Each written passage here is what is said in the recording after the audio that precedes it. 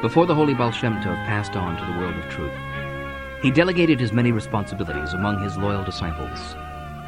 There was, as divine providence would have, one job so perfect for Reb Leib Saras, and that was to take care of the needs of the Lamed Vav Tzaddikim. Reb Leib was elusive, to say the least, yet he always seemed to turn up when he was needed. His blessings were known to always come true, and the Yidden from far and wide were constantly seeking him out. Even the Alter Rebbe was known to have sent Yidden in need of this piece of advice or that bracha to knock on his door. As shaliach for the Lamed Vavniks, Reb Leib Saras was continually in need of money. One time he walked into a bes medrash in a certain city and announced in a loud voice, Excuse me, Rabbi Isai. Excuse me, please, for interrupting your learning. But since we know that the deed is greater than the learning, I have something important to announce.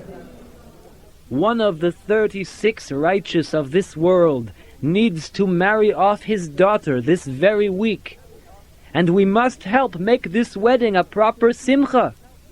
Whoever will provide me with 400 rubles for this mitzvah will receive the blessing of his choice. At that moment, a certain chassid, Reb Zelig ben Reb Mordechai Tzvi, jumped up, ran home, and said to his wife, Wife, listen well. You won't believe what has happened. Not only do we have an important mitzvah to do, we have a once-in-a-lifetime investment opportunity standing before us. Please, dear wife, I quickly need to obtain some cash money. Give me to pawn your silver brooch. With the help of the one above, it will come back to us many times over. His astonished wife consented, of course. So Reb Zelig the chassid pawned her jewelry and quickly ran to give its worth to Reb Leib. Ah, bless you, a gitta mensch. That you will get your money back 1,000 times goes without saying.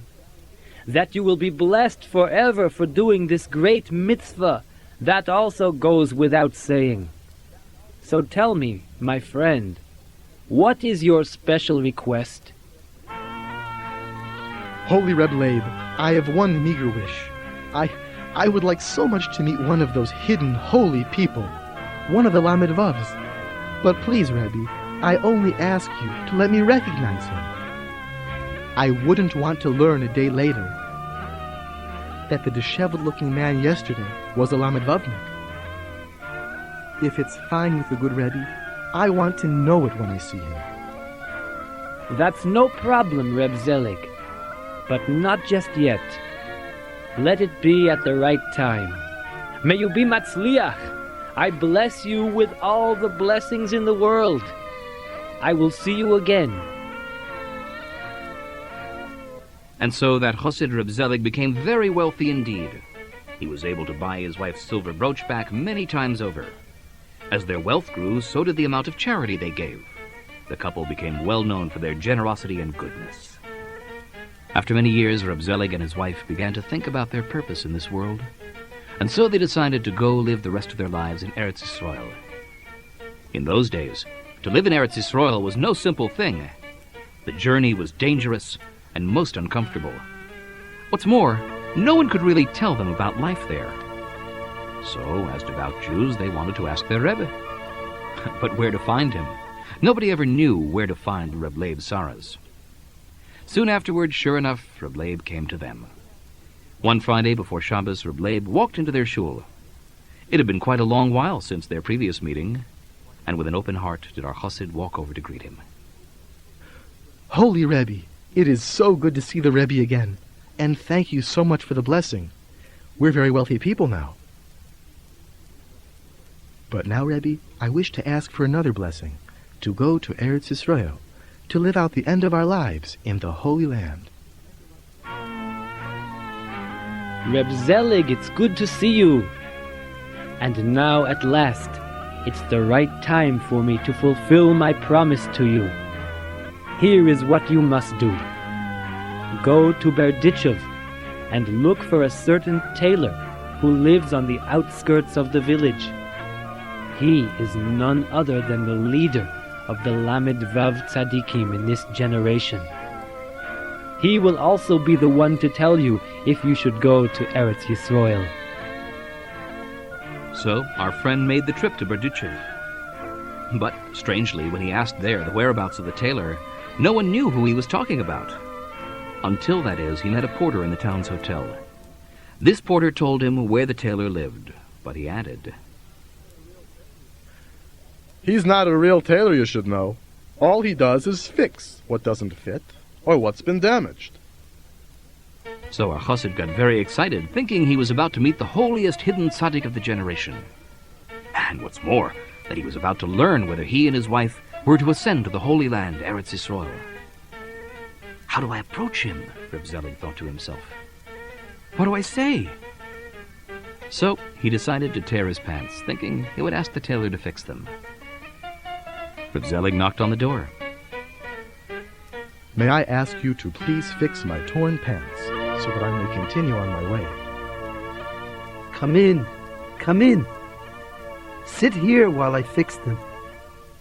Our friend obediently sat down next to this holy tailor, waiting for his pants to be fixed, trying to think of how to ask him about going to the Holy Land.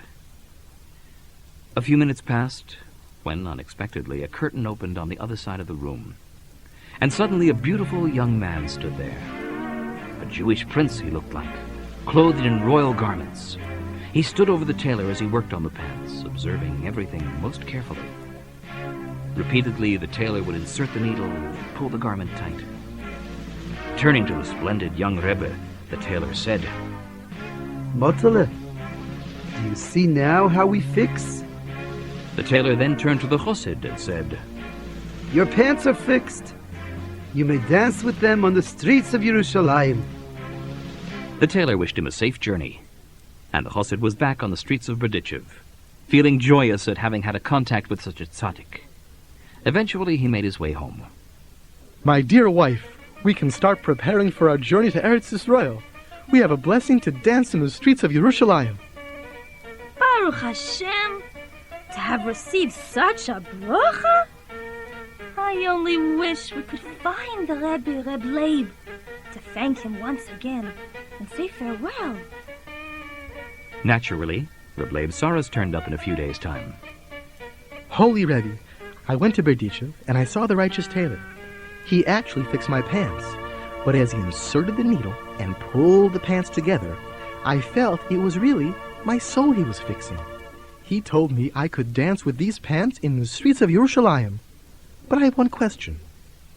Who was that beautiful young man who was standing there? So royal he was. Ah, how worthy are you. That young man was none other than Rebbe Motele of Chernobyl. And at that very moment, the leader of the Lamed Vav Tzaddikim had granted him smicha, ordination, to become a Rebbe. In order to really be a Rebbe, you must have more than just an ordinary, everyday smicha. You must be ordained by one of the 36. So now, go to our blessed land, my dear friends, and be blessed. You had the great merit to be in the home of a Lamed Vavnik. Now go, and carry blessing with you.